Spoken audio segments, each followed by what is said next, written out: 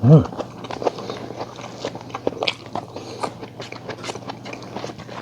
Best mga kapatid.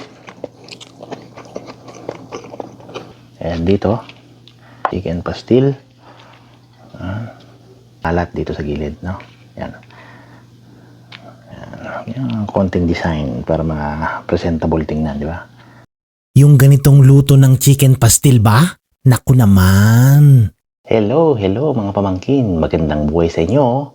Ito naman po ang inyong Uncle Bry. Ngayong araw na ito ay magluluto tayo ng chicken pastilan.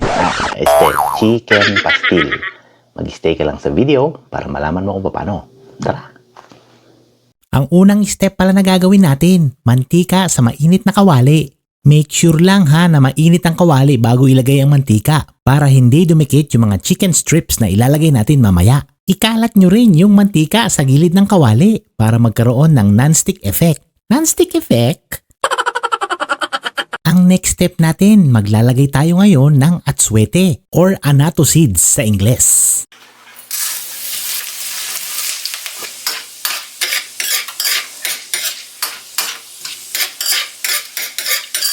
Mas okay yung ganitong igigisa nyo muna yung atswete sa mantika para lumabas yung kanyang aroma at dagdag lasa na din. Lalagyan ko rin pala ito ng paminta. Pamintang buo ang gamit ko rito ha. Igigisa din natin sa mantika para lumabas din ang aroma nito.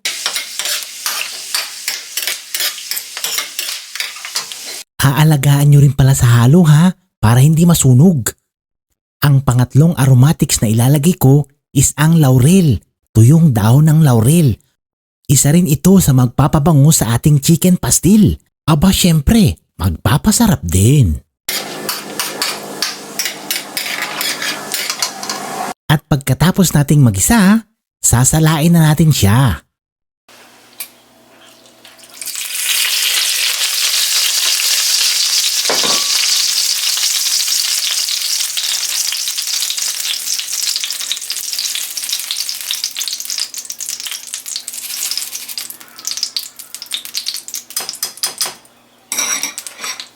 Ang next step naman ay magpapakulo tayo ng chicken breast or yung pitso ng manok. Skinless chicken breast nga pala ang binili ko, no? Madali lang maluto ito, so 3 to 5 minutes pwede nang himay-himayin.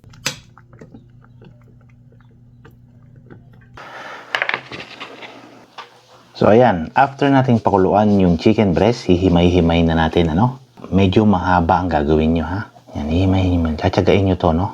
Tsagaan lang tayo mga kapatid. At makakamit natin ang tagumpay. Sipag at tiyaga, yan ang palagi kong sinasabi sa mga ibang video ko. Sipag at tiyaga para makamit ang tagumpay. Siyempre, may konting diskarte na rin.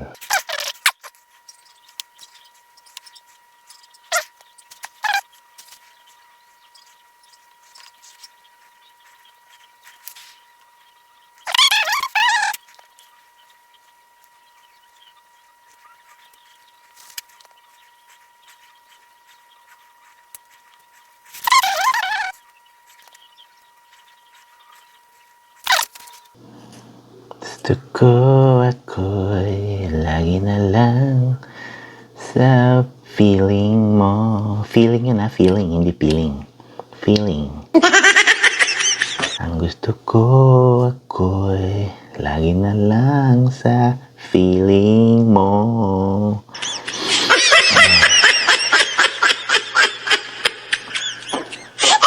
La la la la.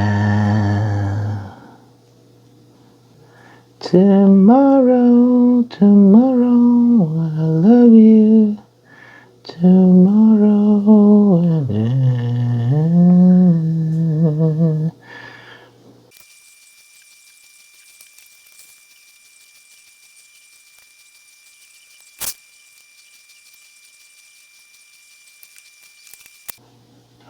oh, ayan. Ganito, okay na to.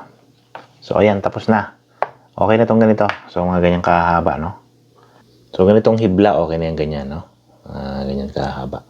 Hindi naman kailangan masyado maninipis kasi baka madurog-durog na pag niluto natin. Okay na yung mga ganito.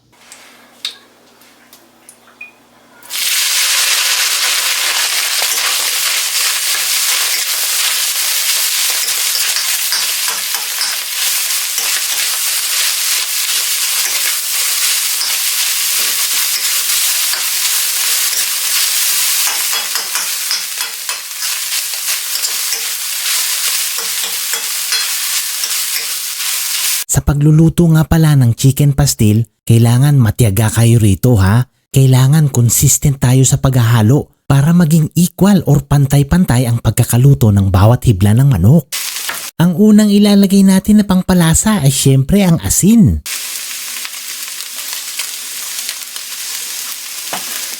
Tapos lalagyan ko rin ng onion powder.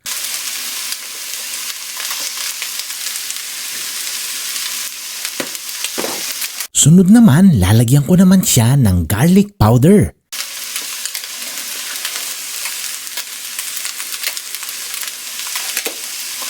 At ang ating optional ingredients ang chili powder.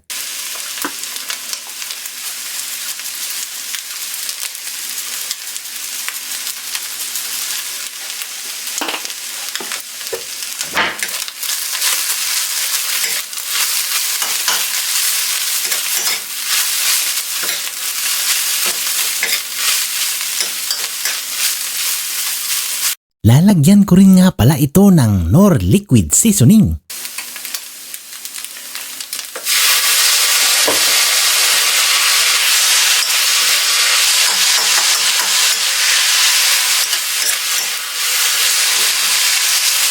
Dahil nga chicken breast itong ginamit natin, wala siyang taba. Pag wala siyang taba, walang mantika. So I'm very pretty sure na magiging dry ito. So ito ang gagawin natin para hindi siya mag-dry.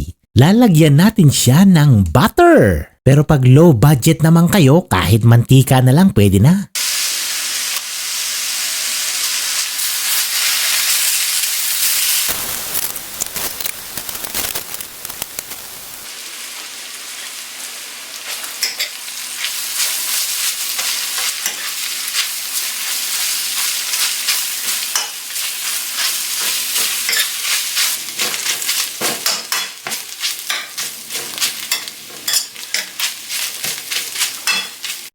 So ayan, after 20 minutes ng halo, ready to serve na siya. Ayan, nakikita nyo medyo may tutong-tutong siya, yan yung nagpapasarap dyan, crispy yan mga kapatid. So tsatsagain nyo lang talaga ito sa paghahalo at makakamit nyo ang sarap ng chicken pastil na hinahanap nyo.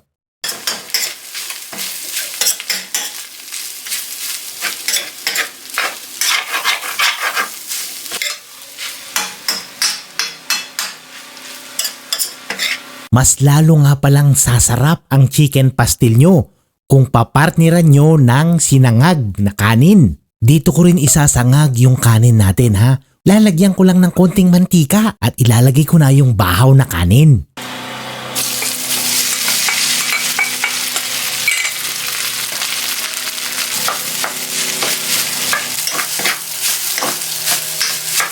Abangan ang chicken pastil mukbang.